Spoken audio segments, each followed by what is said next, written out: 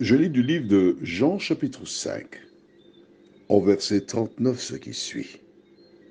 Vous sondez les Écritures parce que vous pensez avoir en elles la vie éternelle. Ce sont elles qui rendent témoignage de moi. Notre thème c'est connaître. Prions. Notre Dieu, notre Père, nous voici à nouveau ce matin devant toi pour t'exalter, te remercier, te louer. Merci pour l'occasion que nous avons encore d'avancer dans la connaissance de ta vérité. Merci de rappeler à chacun que son plus grand besoin, c'est d'apprendre à connaître Jésus, la source de la vie. Merci de nous aider, Seigneur, chaque jour, à nous atteler pour découvrir et avancer dans la connaissance de la vérité, nous t'en prions. Au nom de Jésus et pour ta gloire éternelle. Amen. D'accord. Rappelle-toi. Lorsque jour les mages arrivèrent à Jérusalem, qu'ont-ils posé comme question? Où est le roi des Juifs, car nous avons vu son étoile?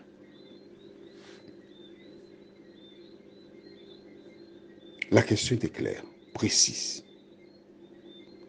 Les personnes du temps du roi Hérode, censées connaître, savoir quand le Messie viendrait au monde,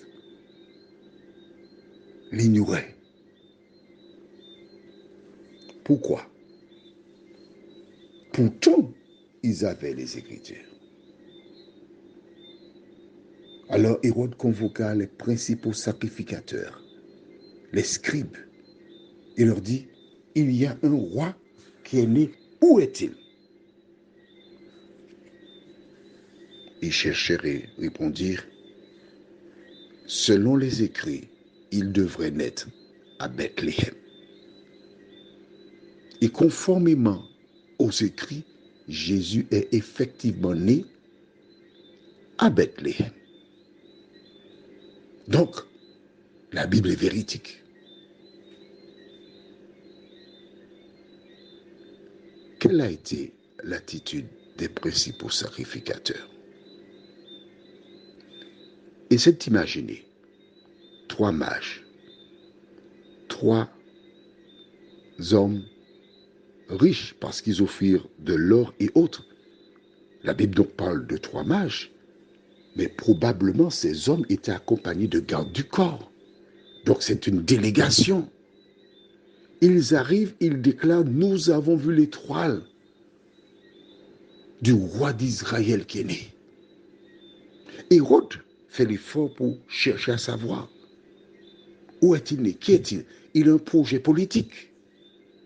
Mais ces principaux sacrificateurs et scribes qui ont lu, qui ont informé Hérode du lieu où Hérode et les mages, où le roi des Juifs devait naître, ils n'ont fait aucun effort pour aller chercher et le trouver. Aucun effort.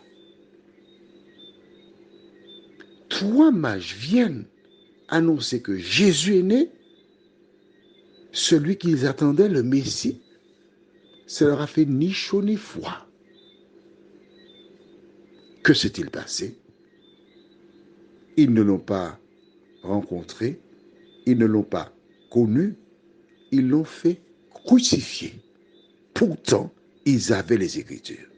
Et 3, tu reçois des WhatsApp, tu as des références, tu vas vérifier de la Bible, mais que fais-tu après? C'est ce qui est important. Voilà pourquoi Jésus déclare, vous sondez les Écritures parce que vous pensez avoir en elles la vie éternelle. Ce sont elles qui rendent témoignage de moi. Mais le verset 40 dit, et vous ne voulez pas venir à moi pour avoir la vie. Prions. Seigneur, beaucoup font comme les principaux sacrificateurs et les scribes. Ils ont la parole.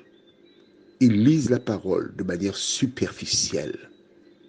Ils ne lisent pas pour dire, bon, je veux connaître la vérité. Je veux connaître la volonté de Dieu. Je veux faire ce qu'il me demande. Voilà pourquoi les principaux sacrificateurs et scribes, beaucoup d'entre eux, périront au retour de Jésus.